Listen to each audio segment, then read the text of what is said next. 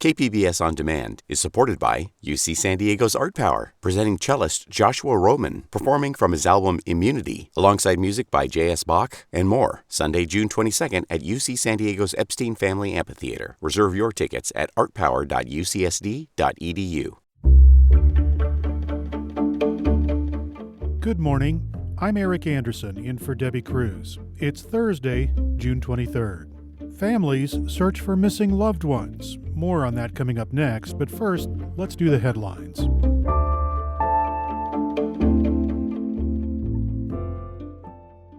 The San Diego economy could get a big boost if Congress goes along with President Biden's call to suspend the federal gas tax. USD economist Alan Ginn says for every penny the price of a gallon of gasoline drops, $1 million a month is added to the local economy. But he says there's a risk that the savings from suspending the tax won't be passed on to consumers. So that's where the rebate comes into play.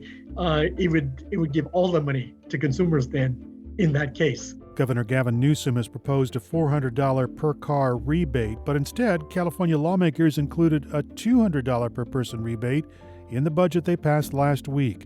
But still, that plan is not final. Flu cases continue to decline locally. San Diego County health officials say despite the decline, the number of cases this flu season was much higher than last. There were nearly 4,000 cases this season. The previous flu season, there were fewer than 850 cases. A San Diego conservation group has been awarded money to plant more than 1,500 trees around the county.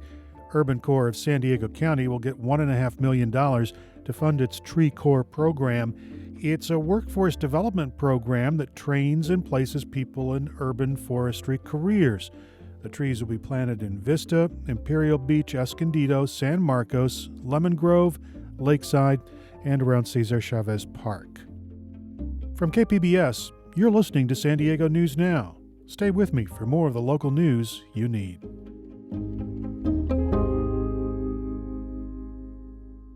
KPBS On Demand is supported by Splatero, helping homeowners pay off debt by offering streamlined access to your home's equity with no additional monthly payments or new debt. Splatero provides a lump sum of payment in exchange for a share of your home's future value. Pre-qualification is available at splatero.com.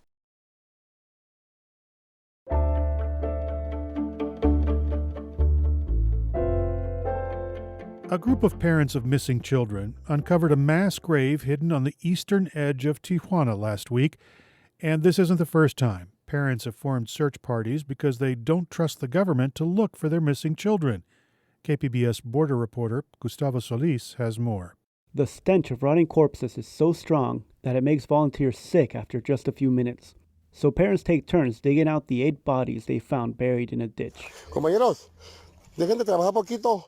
Aléguense y se quiten el cubrebocas, se lo cambien y vuelven a agarrar otra vez, por favor. No pueden trabajar más de 8 minutos. That was Eddie Carrillo, warning volunteers not to spend too much time near the bodies.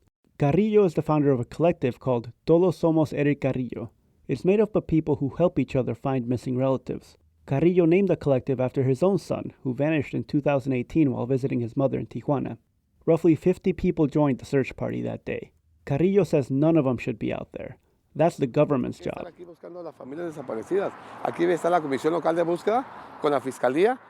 He says government officials are doing nothing, so parents must scour the landscape for their lost relatives themselves. There are currently 12,000 missing people in Baja California. Governor Marina del Pilar Avila says that her administration is prioritizing these cases. The state agency tasked with finding missing persons says it found 90 people last year, compared to just 10 the year before. Critics say that progress is not good enough. Most of the 90 missing people found were dead and accounted for less than 1% of all missing person cases in Baja California. Francisco Osegueda founded the original collective made up of parents of missing children back in 2008. He says the agency tasked with finding the missing is underfunded and only has 6 investigators. That's not nearly enough to find the thousands of missing people in the state, he says. Aquí dentro de la Fiscalía hay nada más 6 agentes investigadores. Osegueda says that the government is not conducting thorough investigations. It's emblematic of a larger problem in Mexico. where murders and robberies often go uninvestigated. So why would the government investigate missing people? Investigación en nada, pues, hombre, ¿para qué nos hacemos bola con eso? No hay investigación en los desaparecidos, no hay desaparición en los homicidios. Despite being less than 3 years old, Carrillo's collective has more than 400 members. Josefina Martinez joined soon after her son went missing on December 26, 2001. She says state officials assigned an investigator to the case, but no one has ever called her about it. Me pusieron los agentes, jamás me llamaron, nunca me han llamado. She also says they won't return her calls. And that's a common refrain among members of the search party. Carrillo says police view victims with suspicion. They assume that people who disappear are tied to organized crime or were up to no good. Carrillo says investigators often tell loved ones things like, your son runs with the wrong crowd, your husband is a narco, or your uncle is a thug. Raul Cornejo is another member of the collective. He joined in February, shortly after his brother went missing. Cornejo says the collective is like a family. Parents of missing children come together, bonded by the pain. He says they find hope in their shared mission to find their loved ones. Porque encontramos personas con el mismo dolor, con el mismo sentimiento, buscando la misma causa. It's been nearly 6 months since he last heard anything about his brother. But Cornejo refuses to give up, because doing that would be like admitting that his brother is gone forever. Tomar una decisión de decir, no lo voy a ir a buscar el día de hoy, es como sentir que le estoy quedando mal a mi hermano. The collective is still waiting to discover the identities of the 8 bodies they found last week. Parents submitted DNA samples, hoping to find a match. Gustavo Solis, KPBS News.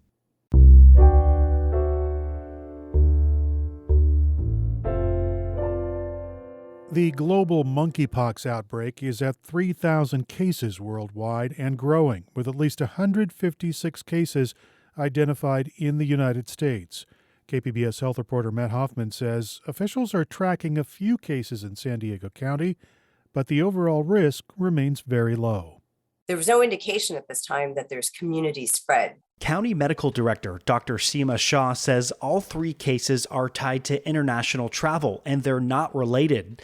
The cases are the first known instances of monkeypox in San Diego, and they're part of a larger global outbreak. The virus is from the same family that causes smallpox, and it can lead to rashes and flu-like symptoms. Oral lesions, they can be very subtle findings. There's concern that it could look like acne on your arm. CDC officials say it's a much more difficult disease to transmit compared to COVID-19. It requires close physical contact. Touching someone who has active lesions or some of the bodily fluids, or there's really very basically intimate type contact, whether that's physical contact or sexual contact. No one with monkeypox in San Diego has needed to be hospitalized. Matt Hoffman, KPBS News.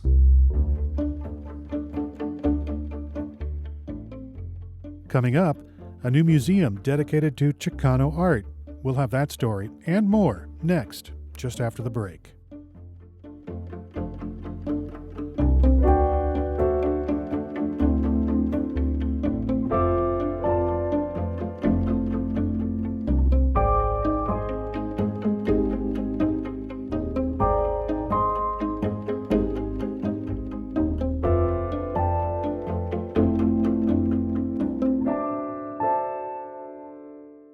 KPBS On Demand is supported by Latino Legacy Foundation, presenting their Storyteller series, Reach for the Stars with Ellen Ochoa, the first Latina astronaut, former NASA director, and San Diego native, Sunday, June 29th. More at latinolegacyfoundation.org.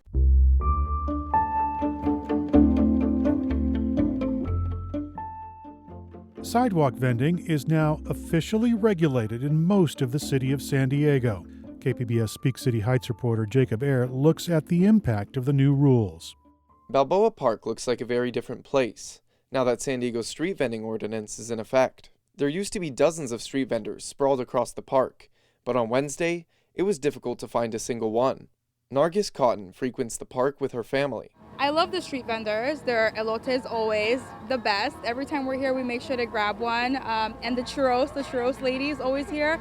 It sucks that they're not here anymore. It's a lot cheaper, honestly, than buying like the $10 Dippin' Dots or something. Park rangers were there to educate vendors, but they're not yet handing out fines. Jacob Ayer, KPBS News. In the beach areas, the city's street vending ordinance can't be enforced because the California Coastal Commission still has to approve it. A handful of San Diego Community College students are hard at work saving the environment this summer. KPBS education reporter MG Perez has more on the interns chosen to help fight climate change. Just 5 students from Mesa and Miramar colleges were accepted as interns at the San Diego State Coastal Marine Institute laboratory. This summer, they are assisting SDSU PhD candidates in researching marine ecology to prevent climate change effects from getting worse along the California coast. Jessica Griffin is one of the PhD candidates leading experiments and encouraging younger students to enter the field. As climate change becomes more severe, habitat destruction continues. Coastal pollution, especially in urban areas, is still a big concern. So I think that there's going to continue to be a demand. Interns are collecting wildlife samples from local bays and the Pacific. By next summer, the SDSU program hopes to accept many more underserved community college students with money from a pending state grant. MG Perez, KPBS News. On Saturday, the Cheech Marin Center for Chicano Art and Culture opened in Riverside. Famous for the comedy duo Cheech and Chong, Cheech Marin is an avid collector of Chicano art. The Cheech, as the museum is called, is the first major museum dedicated to Chicano art. And one of the first exhibitions on view is a retrospective of works from local border artists, the De La Torre brothers. As visitors enter the new space, they're also greeted by a 2-story sculpture by the brothers. Inar and Hamex De La Torre spoke with KPBS Arts producer and editor Julia Dixon Evans. Here's their conversation. So the Cheech has been in the making for a long time. What was it like to be there for the grand opening this weekend? Inar, let's start with you.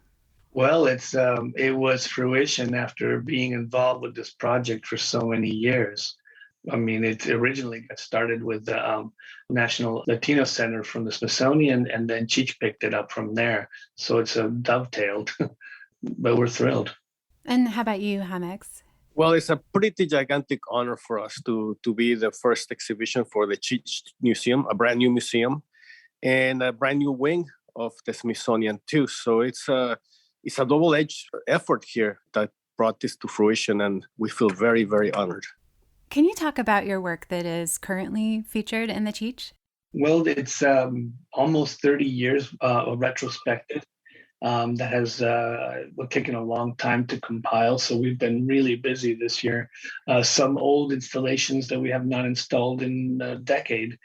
So it's been really interesting to pull out old work and how we feel. You know, you sort of get to look at how you feel about the work you made 20 years ago or 10 years ago. And it's a strange feeling seeing your career sort of displayed like that. You've also installed a 2-story sculpture. It's lenticular, so the image changes as you move around it. Tell us about this one. Yeah, when the architects first approached us about the possibility of installing a permanent piece to the museum, they had decided to open up an atrium because the museum, you might know, it used to be the central library in Riverside. So it's got library-style floors. So when they opened this atrium, it magically became a museum. And it gave us the opportunity to make a 2-story high lenticular piece. The lenticular piece that we decided to make is an homage to an Aztec deity, Coatlicue. Maybe I can tell you more about the lenticular process. Yeah, so the lenticular process is an old technology that uses a plastic lens or acrylic lens that has little lines in it. And then you take 2 images and cut half of it out in the same lines and interlace another image. And with that lens, what it does is it acts like a prism where you can see one image, and as you move it sideways, you'll see the other image. And do you remember the first time you met Cheech and he showed interest in your artwork? One of the large installation pieces featured called Oxymodern. He was interested in it, and he was taping Nash Bridges up in San Francisco, living in San Francisco. And we drove our VW bus up there with the piece, assembled it in his living room, and he said, "Oh, great, I'll take it." And then we proceeded to go out to lunch, and found him to be very, very affable, very, interestingly, a very funny guy. So your work has been shown in galleries and museums across the world. What makes the Cheech unique? Well, the Cheech is the first self-proclaimed Chicano museum, and we've shown as Mexicans, as Americans, as border artists, and in this case, we're as Chicano artists. So it is unique in that way, and in the way that it's going to redefine what all of these different surnames mean, because the Mexican American, parts of the country don't use the word Chicano particularly. There's third generation Mexican in Chicago, for instance. So it'll be really interesting to see how this museum sort of broadens some of these definitions and becomes the inclusive museum. And you both are cross-border artists, and you work in the San Diego border region. What role would you say the border plays in your artwork? I'm actually talking to you from our studio in Baja, and Einar from our place in San Diego. So yes, we are completely cross-border. Later on today, we're both going to work in the studio in Baja. I think that is crossing the border, and the realities that we live crossing the border back and forth is probably the most important thing that feeds our work. So as we see ourselves as border artists, probably it's the most comfortable hat that we wear in terms of all the definitions, because we're also glass artists, and many people know us for our blown glass sculpture. So out of all of them, I think that's the one that describes us the best, because the border informs our work quite a bit. It is the ability to see the other place as other, in other words, as like a fish tank. You're looking at it from the other side. And I think it's a way to see your own culture that you're living in with a different perspective. Local artists Inar and Jamex de la Torre speaking with KPBS arts producer and editor Julia Dixon Evans. Their work is on view at the Cheech Marin Center for Chicano Art and Culture.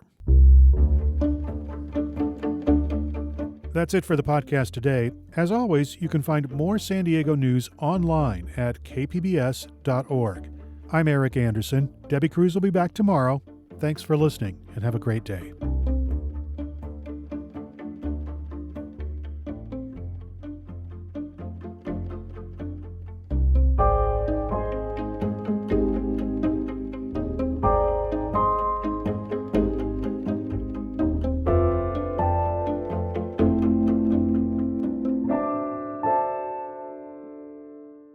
KPBS On Demand is supported by Latino Legacy Foundation, presenting their Storyteller series, Reach for the Stars with Ellen Ochoa, the first Latina astronaut, former NASA director, and San Diego native, Sunday, June 29th.